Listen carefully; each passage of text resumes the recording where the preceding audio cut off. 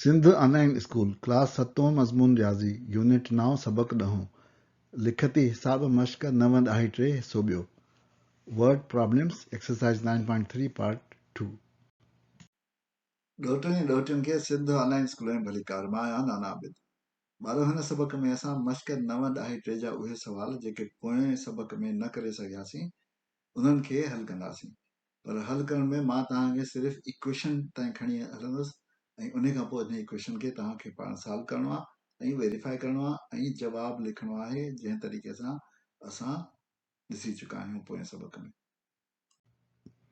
ॿारो हिन सबक में असां सवाल नंबर 6 8 9 10 11 12 कंदासीं 7 नंबर सवाल असां लीनियर इक्वेशंस जे पहिरें सबक में करे चुका आहियूं Hassan and Asghar had 800 rupees. Hassan had 4 times as many as Asghar had. यानी हसन वटि असगर खां चवणा हा. How many rupees did each Hassan and Asghar have? ॿिन्ही वटि धार धार केतिरी रक़म आहे उहो ॻोल्हणो आहे. सो सभिनी खां पहिरीं असां ॾिसंदासीं असांखे मिलियल छा आहे. असांखे ख़बर आहे त ख़बर न आहे त हसन वटि ऐं असगर वटि केतिरी रक़म आहे उहा ॻोल्हणी आहे.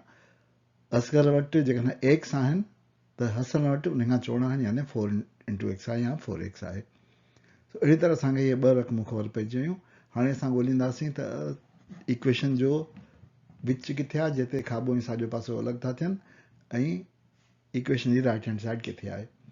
सो उन लाइ जेकॾहिं असां ॾिसूं त असांखे ही जेके आहिनि स्पॉट्स उहे मिलनि था जेके हिन इक्वेशन खे ॿिनि हिसनि में विरहाइनि था.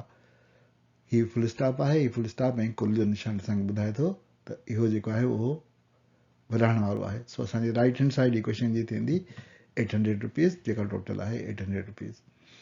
हाणे जेकॾहिं असगर वटि एक्स हुजनि हसन वटि 4 + x हुजनि त ॿिन्ही जो टोटल केतिरो थींदो. छो त हिते टोटल मिलियल आहे न असांखे हिन करे हिन जो टोटल ॻोल्हणो पवंदो यानी हिन ॿिन्ही खे जोड़ कंदासीं त x + 4x थींदो.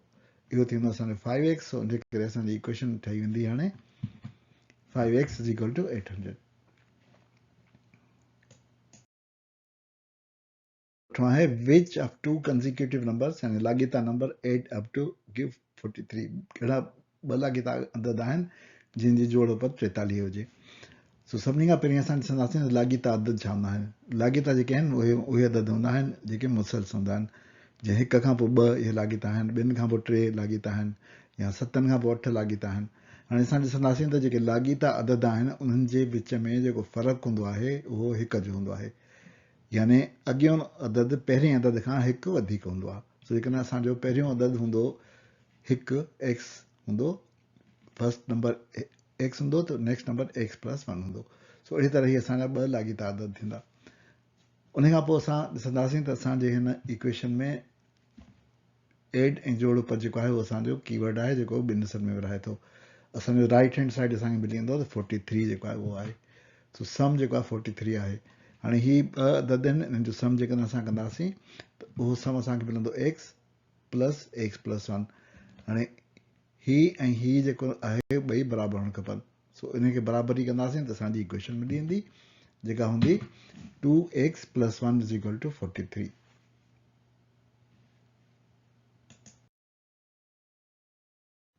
सवाल number 9. What are 3 consecutive whole numbers whose sum is 48? अहिड़ा 3 लाॻीता पूरा अदद ॿुधायो जिन जो जोड़ पत 48 हुजे. होल नंबर असांखे ख़बर छा आहे. होल नंबर जेको आहे उन में 0 शामिल हूंदो आहे. 1 2 3 4 5 6 7 ऐं लाॻीता हलंदा वेंदा आहिनि. ऐं असां हाणे ॾिसी चुकासीं त लाॻीता अदद जेके हूंदा आहिनि उन्हनि में 1 जो फ़र्क़ु हूंदो आहे. सो जेकॾहिं 3 असां लाॻीता अदद वठंदासीं त उहो हिकिड़ो जेकॾहिं हूंदो x त ॿियो हूंदो x + 1 ऐं टियों हूंदो x + 2. सो असां वटि 3 लाॻीता अदद मिलिया. हाणे हिन जुमिले में जेको असां वटि ॿुधाए थो हिसो त कहिड़ो राइट हैंड साइड ऐं लेफ्ट हैंड साइड जिते अलॻि था थियनि उहो ही आहे हिसो. सो हीअ असांजो राइट हैंड साइड थींदो. हीअ राइट हैंड साइड आहे. बाक़ी असांजो लेफ्ट हैंड साइड जो एक्सप्रेशन आहे. 3 consecutive whole numbers उनजो सम असांखे करणो आहे. सो राइट हैंड साइड असां लिखी छॾी 48 आहे. इन्हनि टिनी जो सम जेको थींदो उहो असांजो थींदो x + 1 ऐं + x + 2. x + x + 1 ऐं + x + 2.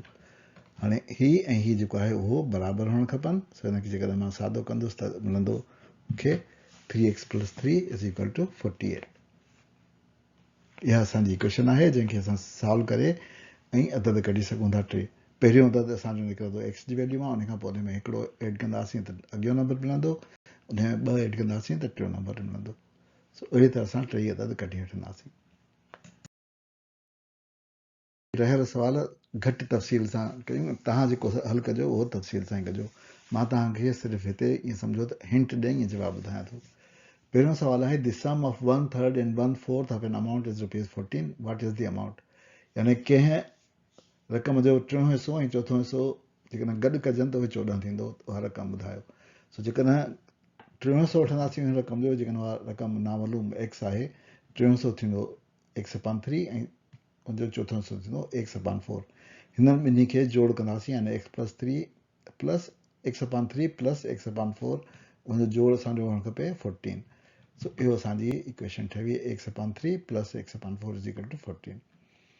ॿिए सवाल में 11 नंबर सवाल में the sum of two numbers is 9. The difference between 5 times of the first and 4 times the second is 9. What are the numbers? पहिरियों असांखे ही ॾिसणो आहे त sum of two numbers is 9. यानी जेकॾहिं हिकिड़ो नंबर x हुजे त ॿियो छा हूंदो?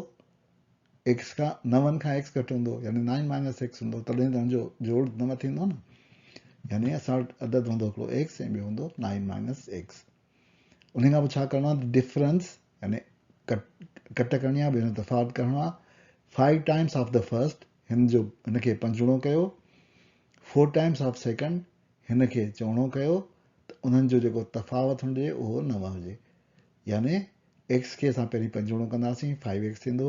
हिनखे 4 सां ज़रब कंदासीं, माइनस जो साइन ॾेई, -4 9 - x. उनजो जवाबु हूंदो 9. 5x - 4 × bracket 9 - x = 9. इहा असांजी इक्वेशन ठही वेंदी. उन खां पोइ असां ॿई नंबर कढी सघूं था. हिकिड़ो x हूंदो त 9 मां उनखे कट कंदासीं त ॿियो अदद मिली वेंदो. The sum of 4 consecutive odd numbers is 120. What are the numbers? Odd numbers असांखे ख़बर आहे त 21 अदद आहिनि. 21 अदद छा हूंदा आहिनि? 21 अदद होल नंबर जे सेट मां उहे अदद हूंदा आहिनि जेके ॿिनि सां न वंडिजी सघंदा आहिनि. यानी हुनजो हूंदो आहे odd numbers is a set of numbers so that 2n + 1 so that every n belongs to whole numbers. असांखे ख़बर आहे त उहे हूंदा आहिनि 1 3 5 7. असांखे ख़बर आहे त ॿिन्ही कंज़िक्यूटिव ऑड नंबर्स में जेको फ़र्क़ु हूंदो आहे उहो ॿिनि जो हूंदो आहे. यानी 1 ॿ 3 3 ॿ 5 5 ॿ 7. सो ॿिनि जो फ़र्क़ु हूंदो आहे. सो इहो असां मद्देनज़र रखी जेकॾहिं असांजो हिकिड़ो अदद, हिकिड़ो पहिरियों ऑड नंबर x हूंदो त ॿियो हूंदो x + 2.